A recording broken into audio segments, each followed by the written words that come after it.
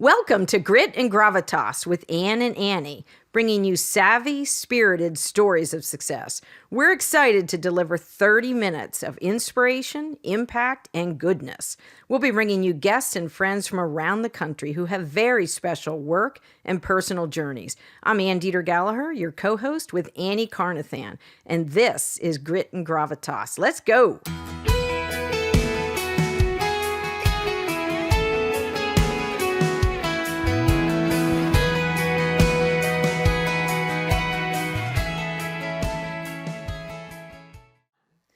Welcome back, Annie Carnathan, Tracy Pawelski.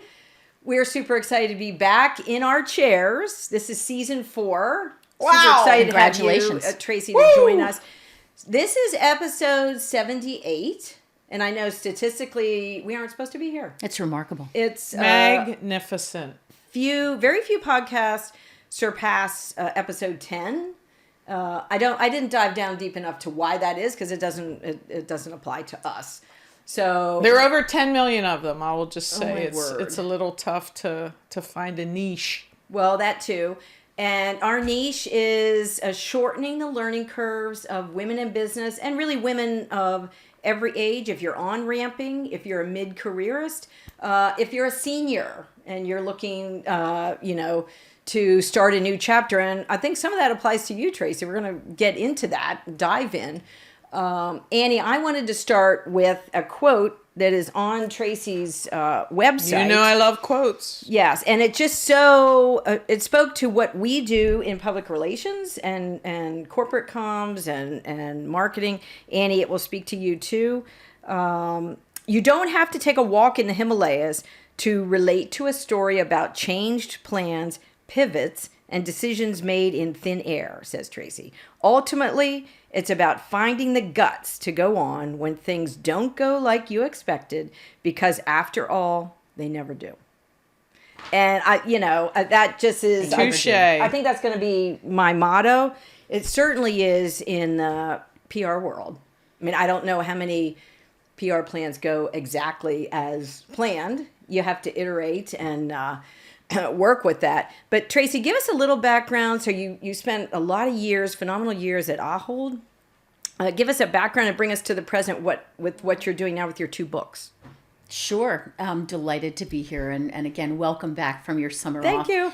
And that quote, the thing I love, I've written 2 memoirs about long distance walking, and the second one about finding myself in the Himalayas. Yes. And the beautiful thing about memoir is it's really about capturing a moment in time where you learn a lesson. And, you want the books to be relatable. And so while I'm writing about the Himalayas, and a lot of people, not everybody aspires to take a walk in the Himalayas. And so it's really about, what are these sort of universal life lessons that get teased out when we challenge ourselves and when it does require sort of, the guts to go on. So I'll circle back to the books, but it's one of the things I really love about memoir. It's not a travel log. It's about what you're learning along the way. And long distance walking has a great way of teasing those lessons out. No, I love that distinction. Yeah. And when you say long distance walking, Annie walks, what did you say, Annie, 10,000 steps a day? Yes, I just... and we've had Libby Delana on remotely, and she has walked 10 miles every single day for, 10 years, I want to say.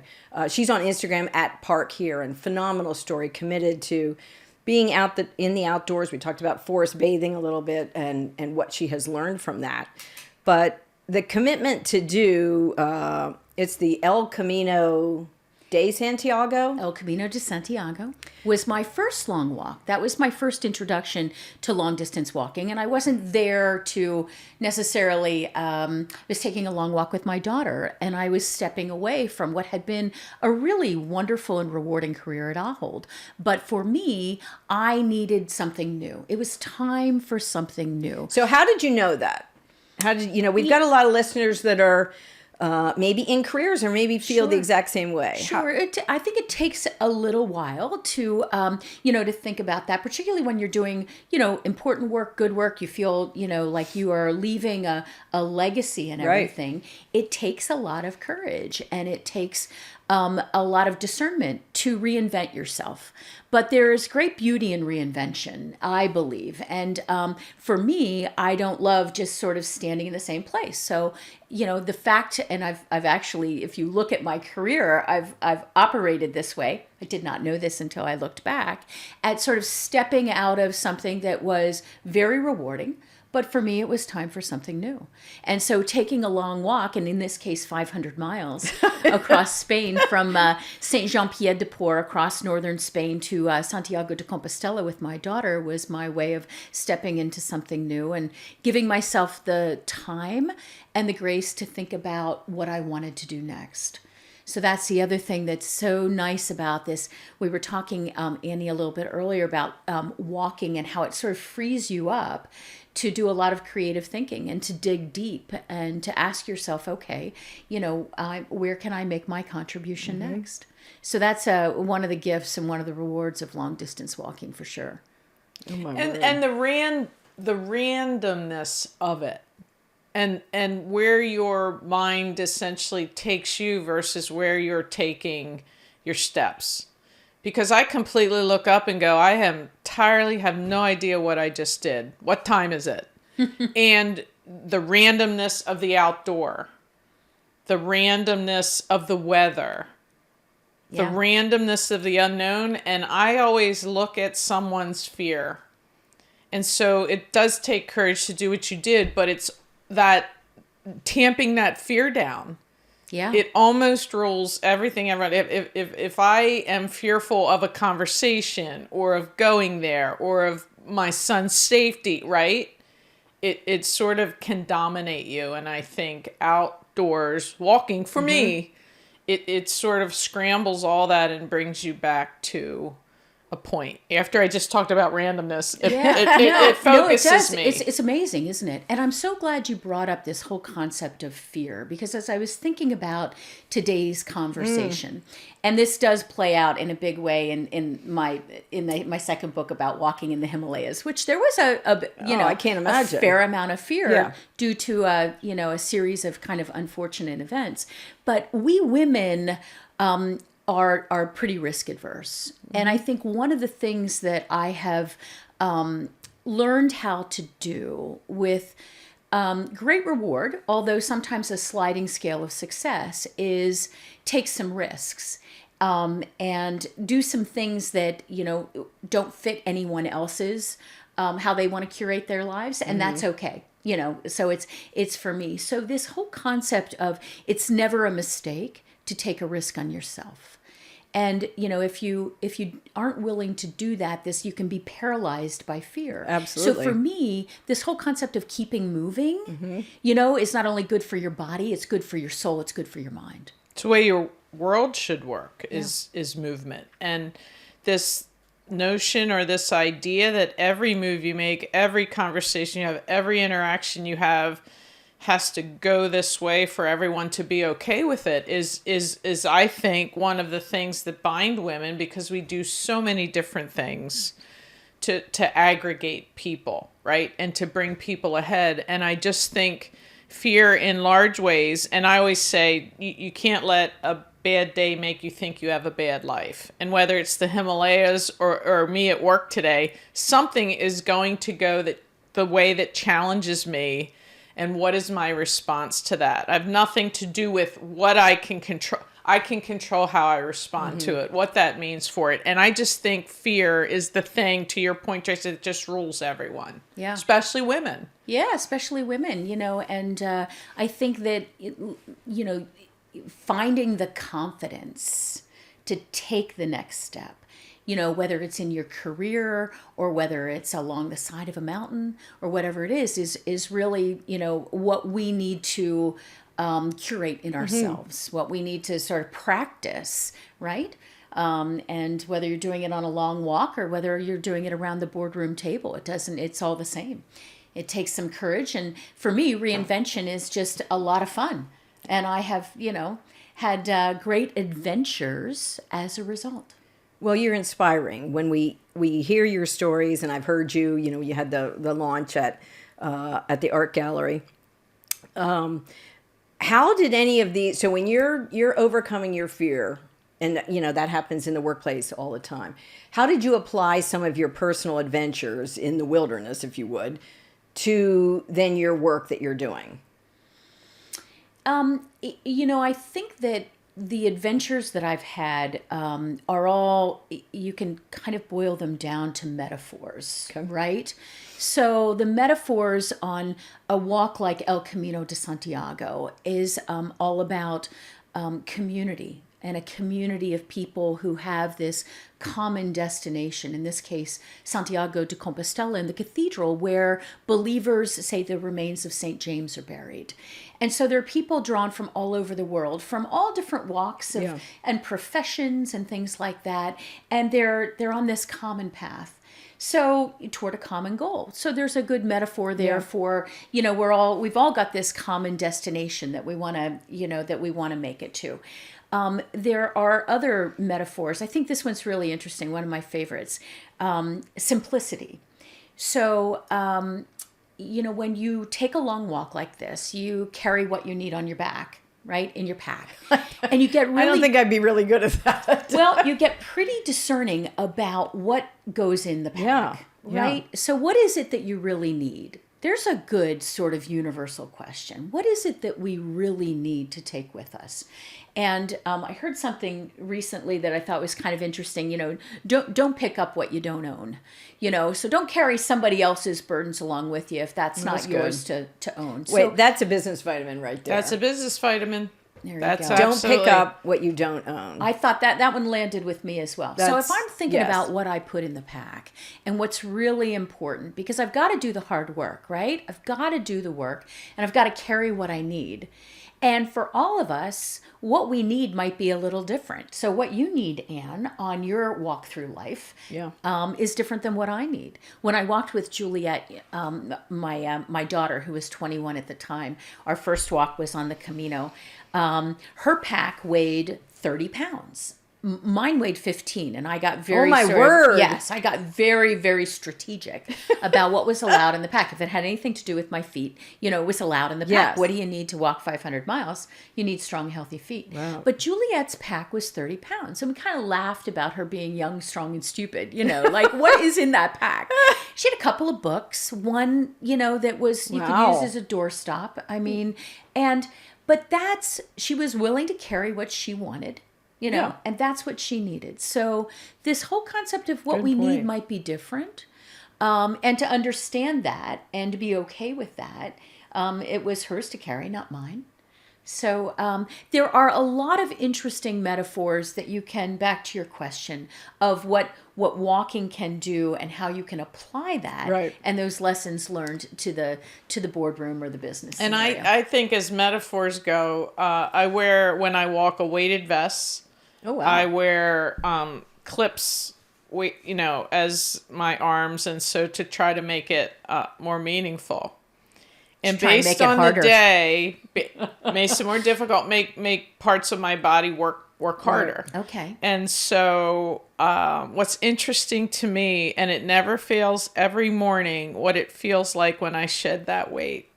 Oh, there you and go. What it directly, in a linear way, how it applies to what I've thought about. Oh, great. For an hour. There you go. I bet you levitate at the end. It is. Take the weight off and you lift up. It's meditative. It's freeing. And you really need, as I am introspective, I think we all really need to be introspective, to your point exactly, about what we don't allow people to pile on us. Mm-hmm. Right. I have one life, and it has to be the most intentional life it can be and the most joyful, because there's every blessing in the world has been bestowed on me. There you go. And so I think you're absolutely right. There's just something every morning about taking that weight off that's enormously significant. And Anne, you asked a question earlier too about how do you know? Mm-hmm. And this is kind of interesting. The other thing that I think that we women, because so many of us like perfection, which of course doesn't exist except for in our heads, is we don't want to make mistakes, and I think that it's okay to make a mistake. That we can't be so fearful of not being perfect that we again get paralyzed or planted where we're at. So this whole concept of, life is a little messy and mistakes are okay. Not that we want to be reckless and not that we don't want to be excellent in everything that we do, but it has to be okay to make a mistake along the way. So you face this kind of sliding scale of success. Sometimes things work out better than you think, and sometimes maybe not as well. I had an early morning phone call with a client, and we were talking about, she had made a comment in the past about imposter syndrome. And, for women, that's a fairly, I'm trying to think, I don't think I've ever heard a man tell me they had imposter syndrome. Not that it might not occur, but, and she's celebrating 30 years in business. And my challenge to her was, if you feel at times that you have imposter syndrome, then there's no hope for the rest of the women out there, because how do you conquer that? But as you were talking, Tracy, I'm thinking that's a good way to conquer imposter syndrome. When you conquer an adventure like you did, and a physical challenge, a mental, a spiritual discovery, I would pretty much say I'm done with imposter syndrome. I could feel those types of situations. I feel, excuse me, you could tackle just about any business challenge. Yeah. Like nothing coming your way now. Yes. For sure. I could imagine that you're ready to say yes to whatever that big next risk is. Absolutely. Again, it's and also you just get very when I finished El Camino de Santiago, through all of the ups and downs, both from the perspective of terrain as well as the emotional landscape. Right. I wanted to keep going. There's something that says, let's keep doing this. Let's keep testing ourselves. Yes. Let's keep pushing and stretching and finding the edge of the envelope. And so, I've applied that to many of the things that I've done, whether I'm teaching skiing or whether or not I'm currently serving as an elected official for my municipality. And all of these things, I'm sure they come in unexpected, surprising ways where I go, oh, I think I learned that, when I was walking in the Himalayas or those lessons, you go, oh yeah, that will help me now. And some of it's just, this experience building that we do throughout our life and how it all comes together to make us who we are today. So you traveled with your daughter in Spain on that 500-mile walk. So in the Himalayas, so Nepal's a slightly different challenge. Yeah, Were you by yourself? Some of the time almost, which is what made it so challenging. So when you walk the Camino, there's this, you often find yourself a member of a Camino family. And one of the members of our family, a man named Chuck from Belfast, was actually on the Camino training to go back to Nepal. He's putting together this small expedition. He said, Tracy, would you like to join us? And I thought... An expedition. I love that. Now, I'm not climbing. Yes. No, I know. And this was to walk the Annapurna circuit. So I'm not climbing the Annapurnas. Right. Let me be clear. This is, not an elite athlete sitting here. But I'm taking this, offered this opportunity to take this high altitude walk. And I thought, well, when else am I going to get this chance, right? Right. And as I say in my second book, the first chapter is the allure of adventure was irresistible at this point. I found it, and when I talked to my husband, Rick, I said, well, what do you think about me going to Nepal? And he said, I think you should go to Nepal. Wow. So off I went, and, when I started looking into it, though, I found out a couple of things that created really big worries for me. Yeah. And I say this would be like 1,000 other walks on the Annapurna circuit, which is one of the great high-altitude treks in the world. Had it not been for a series of unfortunate occurrences. One was there had been a very devastating earthquake in Nepal in April of 2015. And we were walking in October. And 9,000 people died in the Kathmandu Valley and also in the Everest region. And we weren't sure what to expect when we got there. On the Annapurna circuit, you walk from tea house to tea house. And these are small villages that you walk actually from sort of the Hindu lowlands up into the Buddhist, highlands and everything. So not knowing what to expect and the devastation of the of the earthquake, making a fragile part of the world even more fragile. Yeah. My friend Chuck had some health issues. So we started, and about 3 days into a 13-day trek, Chuck was not feeling well and had to turn back. And I had to ask myself, Oh, okay, wow. Tracy, how you feeling? Do you want to Yeah. go up or do you want to turn back? What altitude are you at? So we weren't at high altitude yet. We were probably about 6,000 feet. So we weren't where, if you had a medical emergency, you would really have to be either helied out or so he turned around and walked down and he said, Tracy, he wasn't in an urgent, medical crisis. And he said, Tracy, I think you should keep going. And, I said to myself, I think I got this. Now, I was with a guide and I was with a porter. So I was not alone. Yeah. But because of that earthquake, many trekkers had canceled their plans. And so it was kind of lonely on the circuit. There weren't a whole lot of people who were doing what I was doing. I never felt unsafe. So for we women, that's important. Yeah. I worried a little bit about altitude and Yeah. how my Yeah. body would do, but I'm a skier. I've been at altitude before. And the one thing that had happened too was I had talk about agility and changing plans and pivoting. I had been very worried about crossing what was called the Thurong Law high pass at about 18,000 feet. Wow. Because a year before there had been a late season monsoon that had dropped a lot of water down below and a lot of snow up in this high pass, and 40 people had died. And I said to my actuarial husband, who played, these guys know odds. I said, what do you think? Do you think that's going to happen again? He's like, the odds of that happening again are that's not going to happen again. And so I'm losing sleep over this, crossing this high pass. And so when Chuck turned back, I thought, I don't need to cross the high pass. I came here for a little walk in the Himalayas, and I went up as high as an old trading town called Manang, which was very interesting, kind of old Silk Road, if you want to think about that. And there were there were yaks and there were old monasteries and things like that, Buddhist monasteries. And I took a little pony ride, and then I turned around and I walked back down. So how long did that take you? So I think it was 10 days altogether, and then came back down. But, part of this too is, I remember I was at this monastery called Braga, and the best view from the monastery was on the roof. So I was on the roof of the monastery, and I was looking down over this beautiful crystal blue river that we had been following. And there were wild horses that were sort of grazing, and there were yaks just across the river, some prayer flags that crossed a suspension bridge, that lined that. And then the Annapurnas, so this beautiful, the highest mountains in the world. And I thought to myself, how else would I have gotten here? Oh, my I mean, word. what a wonderful gift to be in a place that I would otherwise not have come to.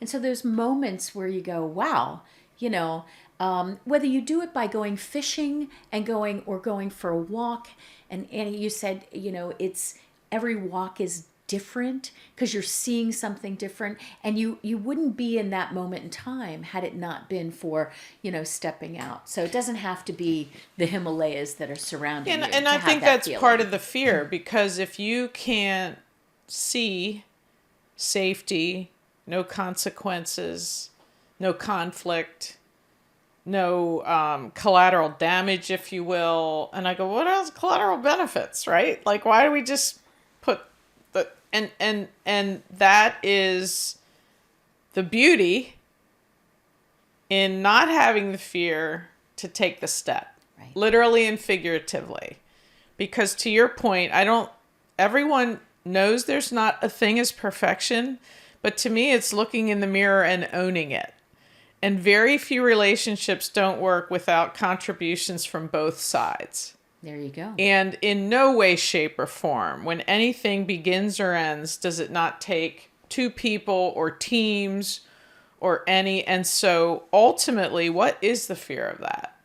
And to me, to your point, I can't get there to see that if I don't take this step. That's right. So to me, it's like, I'm going to be all right because I'm always going to be all right. That's right. And remember that sliding scale of success. Sometimes things will work out better than you expected, and Right. sometimes not so much. But that's okay. It all balances out to me. Yeah, and having the experience of doing these things gives you the confidence to do Oh, it my again. word. And Amen. say what else is out there to explore. I mean, I've walked into rooms and gone to places that I just never would have imagined because I keep stretching. I just got back from 3 weeks in Spain. I walked my third Camino. Oh my word. And this is kind of interesting. I walked with a group of people, which isn't normally the way I would walk, but there is a podcaster and singer-songwriter from Australia named Dan Mullins, who was putting together a group of people, sort of an international group of pilgrims, to go back and walk 200 miles from Lyon into Santiago de Compostela, and playing songs that he had written about the Camino in these sort of storied locations along the way, a medieval wine cellar and under the stars and in pubs and gardens. And they're shooting a documentary. So I was part of this. The documentary may be out by the end of the year. And so it was just this opportunity where it was hard to say no. And you go, well, when am I going to get a chance to, walk with an international group on a route that I know and love? And they're going to shoot a documentary and tell Dan's story, which is a wonderful story of perseverance and reward, and to be part of that. So I think the other thing that is so important to me is getting to yes. How do you get to yes? Now, not every decision is a yes. We know that, and we have to be, smart enough and introspective enough to know that. But if you're given an opportunity, don't wait. Don't wait for it to come around a second time, because that may not happen. So And if you have lived an experiential life where you have taken risks, you're never alone. Yeah. Unless you want to be. And that's exceptionally important for women who feel as if everyone needs them and can't necessarily say, well, I need you or you or you or you, depending on the situation. And so the people you have in your life are precisely the people that you need in your life to get through something that doesn't maybe end or produce the result that or in your isn't mind's just eye. the status quo. I guess that's one of the things that, the status quo gets a little boring after a while. You get restless. Yeah. Tougher to and some of us challenge. get more restless than others. So again, we're all wired a little bit differently. But, I've had this, I just feel so fortunate to have been able to curate my life the way I want it to look. With, a great career, I started in politics and public policy in Washington, and then brought my career back here. And, my years at Ahold, where we did such good work. Ahold, for people out there who don't know, is the parent company of Giant. I had come out of politics, and I was in it because I wanted to make a difference in people's lives. And I never realized when I went to work in grocery retail that I would be able to make such a huge difference in people's lives from that chair, as opposed to sort of, policy making, in the political realm and everything. And so we did such marvelous work. And so, these steps have all been so rewarding. And right up until today, and the things that I'm able to, the way that my life doesn't look like anybody else's, right? Nobody else wants to maybe take the walk or run a township or, or teach skiing in the wintertime. Well, everyone else's life is taken, so we had all better Own live it. our own. Back to owning your own life. And this show has gone faster than the summer went. And so just like that, Are we done already? Are we done already? No way. It's extraordinarily a time warp in reverse. Let's finish with what advice do you have? Let's just say the young female listener out there who's facing a lot of big decisions, probably risk averse, doesn't want her mistakes to show up on social media should she make them. What advice do you have, Tracy, for her to get her mind, maybe a little more prepared to say yes to certain things? Well, confidence is sexy, isn't it? Confidence breeds confidence. Oh, it So does. I It's just contagious. think you need to have that, be self-confident and go out into the world, lead with your smile, with a handshake, Oh, I love with your that. eye Lead with your smile. contact. Love it. Yeah, and people love to be surrounded by Yes.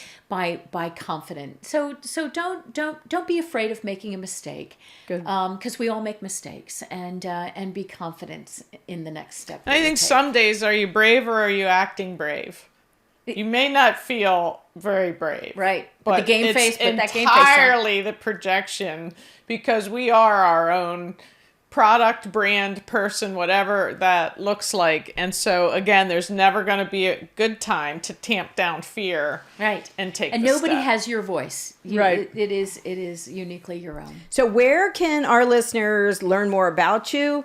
Buy your books? Where can we find you? Yeah, thank you for that. I do have a website. It's tracypawelski.com. The books are there. I'm actually writing a book right now, a children's book, working with Tracy I love Jones. that. I love that. Yeah, our Oh, good man, friend Tracy She was is on a prior incredible. episode. Yeah, we Yes. all love Tracy Go Jones. Two Tracys in a room Yes. is a lot, right? Oh, two We've got two powerhouses. ants in Yes. a room. Yeah, with two Yes. Tracys. Yes. So, working on a book for like 8 to 12-year-olds about life on Stony Run, set in 1925, about a curious little Wow. girl named Rosie and her menagerie of barnyard and woodland animals. And again, the lessons that she learns. Because, kids are trying to make good decisions too. Yeah. So once that's out, That's great. Working with Tracy Jones, that will also be on the website, so you can find it there. The books are on Amazon, they're on Kindle, and they are audiobooks as well. Great. So as read by we're the walking? author. Oh. As read by the author. Which Wonderful. is kind of crazy because it's Yeah. like listening to yourself tell your own story. And your documentary will be out in the The fall? documentary will be called Somewhere Along the Way. It will feature, it's a love letter to Spain. So the beauty of Spain, the culture Wonderful. in Spain. It will feature some wonderful music, original music, and this group of international pilgrims making their way from Lyon into Santiago de Compostela. Should be out by the end of the year. That's up to the documentarian. I don't have any control over that one. Tracy, I love your attitude of saying yes to the adventures, to putting yourself out there, to the risk, and I think we could go on for 2 more hours, Annie. Number 78, and it's just extraordinary. Thank you for No. making Women me part we've of number talked to, 78. absolutely. I love the story. It's Love the story. Incredible. Yes. So many takeaways. Tracy, thank you for spending time with us in person. We're going to follow your adventures. I feel like you. I need to create one of my own now. You've challenged me. Oh, so that's thank what I you was for here to that. do. Thank You're you for welcome. that. All right, Annie, we're done. On to 79. Thank you. Everybody have a high gear day. Thanks for listening. It's our desire that these stories will bring energy, ideas, and fresh thinking that you can use today. Subscribe to our podcast and follow us on Instagram, and have a high gear day.